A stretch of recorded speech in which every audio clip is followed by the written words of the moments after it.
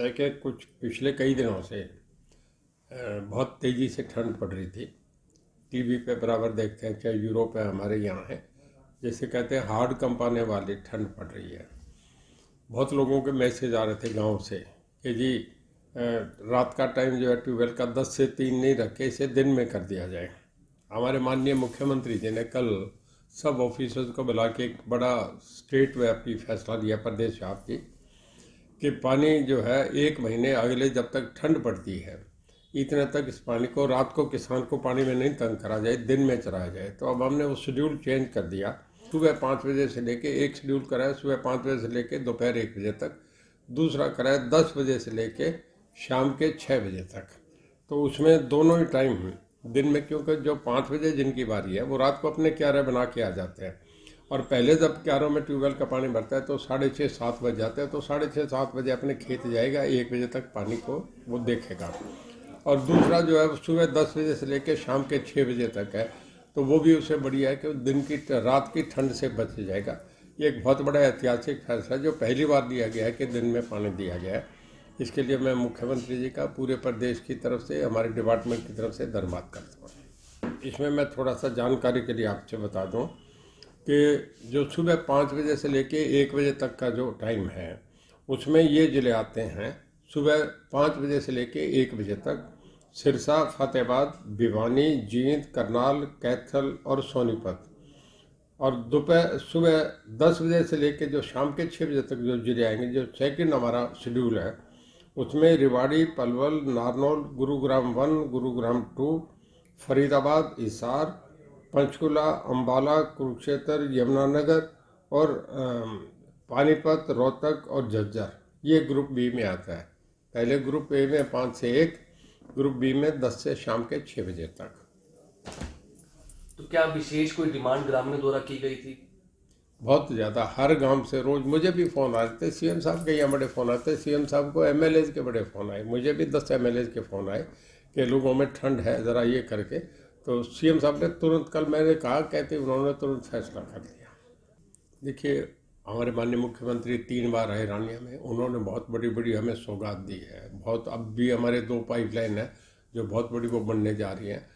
तो सड़क हमारी जो है, मेन रोड जो है सिरसा से रानिया, जीवनगर, डबवाली जो जाती है, वो 23 फुट चौड़ी थी, 30 फुट, मतलब खूब काम हो रहे हैं मेरे इलाके में। कहीं गांव में गलियों के, खेत खलिहान की सड़कों के, जो पुराने जो वाटर कोर्स थे जो 23 साल, 25 साल, 30 साल पुराने थे, एक एक खाल 2-2 करोड़ का है, वो सारे गांव में सबका सब पूरा रेवोल्यूशन है। मतलब कहीं कामों में कोई कमी नहीं है।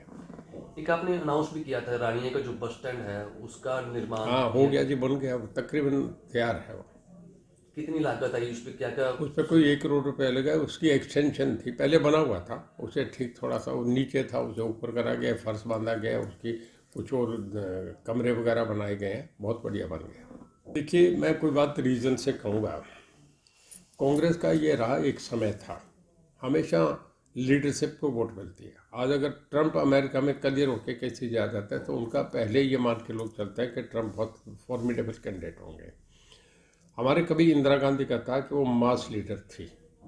उसके बाद आज एक बहुत बड़ा लंबे बीच के समय के बाद एनडीए और यूपीए की सरकारें आई। अब लोगों ने एक तरफा, जैसे कभी जेपी को मान दिया था, ऐसे आज हमारे नरेंद्र मोदी जी को देश का सबसे बड़ा, मतलब देश के जननायक बन गए हैं। इस वक्त पहली बार ये हो रहा है। देखिए, 1952, 57, 62 में पंडित जवाहरलाल नेहरू देश के प्रधानमंत्री बने थे। उसका कारण था कि देश आज़ाद हुआ था, अंग्रेज़ों से हमें मुक्ति मिली थी। महात्मा गांधी का बहुत बड़ा कद था, तब 3 बार इकट्ठा उन्हें मैंडेट मिला। उसके बाद यूपीए एनडीए की सरकारें बनी। फ्रांस जर्मनी में 30-30 साल कोलिशन गवर्नमेंट रही। हमारे यहाँ अब इसका ये हुआ कि पहली बार एक आदमी को 2014 में मैंडेट मिला, 2019 में मिला, 2024 में मिलेगा। हर मैंडेट पे सिंगल पार्टी अकेली सरकार बना रही है और पहले से बढ़ के सीटें आ रही है। अब के 300 से भी ज़्यादा, मेरा अंदाजा 350 सीटें अब के लोकसभा की आएंगी। अभी राजस्थान, मध्य प्रदेश, छत्तीसगढ़ के अंदाजे थे। मीडिया का भी विश्लेषण फेल हो गया, एक तरफा लोगों ने वोट दिए।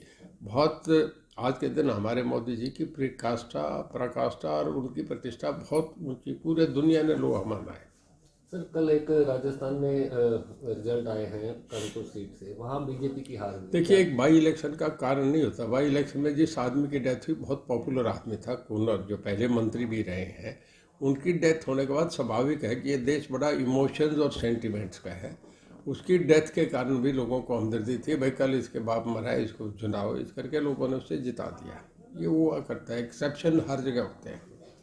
एक 22 जनवरी को देश को एक बड़ी सौगात मिल रही है भगवान श्री राम के मंदिर के रूप में, किस तरह देखते हैं? देखिए, मेरा यह मानना है भगवान श्री राम बहुत बड़े थे।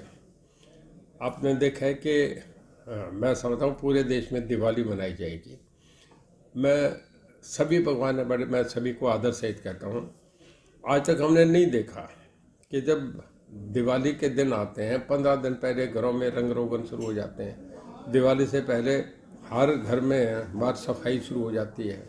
10 दिन जब दिवाली के रहते हैं तब बाजार मिठाइयों से सज जाता है। पूरे बाहर सड़क पे लोग अपने थाल लगा के मिठाइयाँ लगा के शुरू कर देते हैं। लोग घरों में, बच्चे छुट्टी में हों, आर्मी में बच्चे हों, वो अपना घर पहुंचने को करते हैं। और हर घर में, चाहे वो आंध्रा का है, साउथ है, ईस्ट है, नॉर्थ है, वेस्ट है, इवन हरमिंदर साहब में भी जो है दिवाली मनाई जाती है, लाइटें लगाई जाती है। ऐसा उत्सव मैंने आज तक अपनी लाइफ में नहीं देखा कि दिवाली के दिन 10 दिन पहले पटाखे चलते हैं। तो आप अंदाज़ा लगाए कि भगवान राम कितने बड़े थे। हम अपने महापुरुषों का, हमारे माँ बाप का, अपना किसी का भी ऐसा नहीं करते। ऐसी बड़ी सेलिब्रेशन, क्रिसमस भी होता है 3 दिन चलता है, पर दिवाली का तो 10 दिन रौनक रहती है। तो आप अंदाज़ा लगाएंगे भगवान राम कितने बड़े थे। जब उनका होगा तो लोग अमरनाथ जी जाते हैं, पहाड़ों में कितनी तकलीफ़ों में जाके वहाँ दर्शन करने जाते हैं। मेरे ख्याल में जैसे कोई भी सिख अगर कनाडा में रहता है, न्यूजीलैंड में रहता है, वो ऑस्ट्रेलिया में रहता है, अमेरिका में रहता है, लंदन, फ्रांस, जर्मनी में रहता है, उसकी इच्छा होगी कि मैं हरमिंदर साहब जाऊँ। कोई मुस्लिम कहीं भी रहता हो, अगर उसे पैसे नहीं अलाउ करें अलग बात है, वो चाहेगा कि मैं मक्का मदीना जाऊँ। कोई भी हिंदू कहीं भी दुनिया में बैठा होगा, वो भगवान राम के दर्शन करने आएगा। अब देखना ऐसा समय आएगा कि लाइन लगी होगी, जाम लगे होंगे। भगवान राम मंदिर को पहुंचने के लिए लोगों को कई कई दिन, कई कई महीने खड़ा रहना पड़ेगा लाइन में। बात की जाए तो इन दिनों रैलियों का दौर जारी है। कांग्रेस लगातार बैक टू बैक रैली कर रही है, हालांकि हुड्डा साहब अलग से रैली कर रहे हैं, और अब 28 जनवरी को सिरसा में कुमारी शैलजा की नेतृत्व में रैली होने जा रही है। कितना भविष्य है कांग्रेस का, देखते हैं? देखिए, मैं कांग्रेस का कोई भविष्य नहीं मानता। कांग्रेस ख़त्म होगी।